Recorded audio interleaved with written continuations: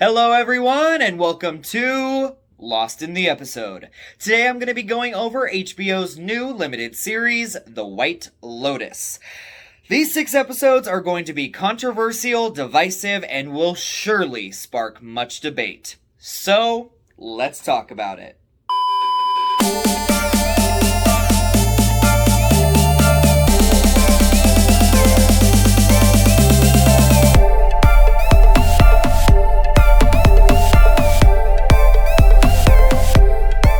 White Lotus premieres on HBO Sunday, July 11th, and make sure to tune in every week after that for a new installment.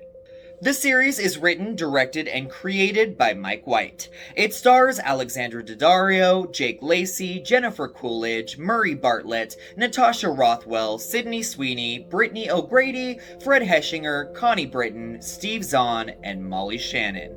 Set in a tropical resort, the limited series follows the exploits of various guests and employees over the span of an eventful week.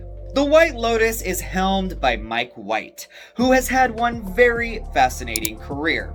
He has written comedies such as School of Rock and Nacho Libre, indie darlings like The Good Girl and Beatriz at Dinner, created another HBO series, the Laura Dern-led Enlightened, and on the unfortunate end of things, co-written Pitch Perfect 3 and The Emoji Movie. So, to say Mike White's filmography is all over the place is putting it lightly. But when he is in full control of his craft, he is able to create such keenly observed and uncomfortably resonant comedy. And with The White Lotus, he has never been better. The series follows a group of highly privileged and toxic individuals on their vacation in Hawaii at what has been named the island's most romantic resort.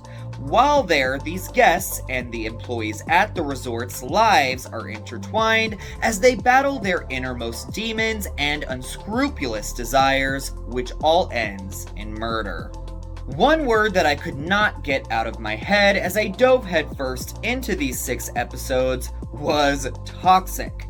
Nearly every single one of these characters in The White Lotus are so poisonous that any action that they make or word that they spew could possibly make you sick to your stomach. White's prerogative is never to make you feel compassion for these people or necessarily to even enjoy their exploits. It is to peel back their layers one by one to discover how they have become this way.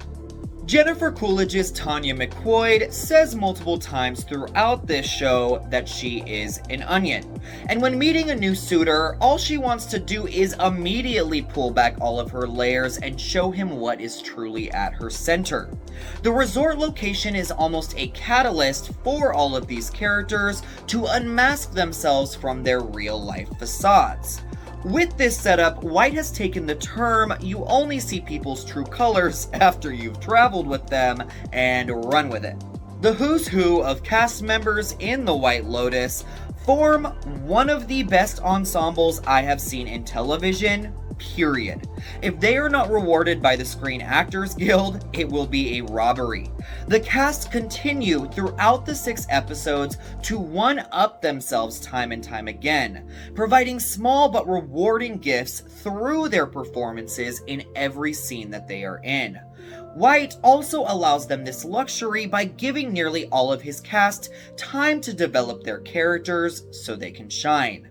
Honestly, it would be a crime to single any one of them out here, as all of them are extraordinary. The White Lotus tackles extremely difficult and taboo topics of discussion in such a frank way that it will be very off-putting for many viewers. The way this series plays out is so uncomfortable and anxiety-ridden that you will surely squirm throughout its runtime.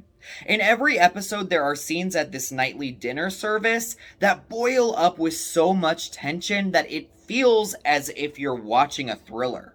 And all of this is elevated by the intensely unnerving tribal score by Cristobal Tapia de Veer.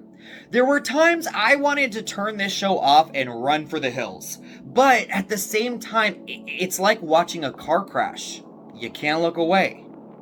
Audiences will also be disgusted by the behavior of these characters, which I am most certainly not here to endorse whatsoever. The way in which a lead gay character uses his power and authority to exploit and take advantage of another, the way in which an African American woman's hopes and dreams are dependent on the bidding of a rich, white heiress, as well as the way a man's struggles and aspirations are looked at as far more valuable than a woman's. These are all deplorable, and these are just some of the many problematic issues that the White Lotus has that will upset audiences who look at this show at face value. White is never here to say that these things are right, or even that this is how things always are. He is here to provide us with characters and situations that will spark important conversations, and give us laughter that is so uncomfortable because some of it rings far truer than we'd like to admit. But above all else, the creator is begging his audience to take a good, hard look at our inner selves to discover if we actually like what we see there. So I'm not going to be doing a score rundown here because I just want to be as blunt as possible. This series will not be for everyone. It can be an appalling, downright nasty experience. The characters will make you shudder in disbelief with how awful that they are. But The White Lotus is a must-watch because somehow, some way, Mike White has been able to find a heart in the core of this rotten onion. And I believe that this limited series is the definition of a difficult and demanding, yet remarkably rewarding watch. Thank you so much for watching Lost in the Episode. We will see you soon.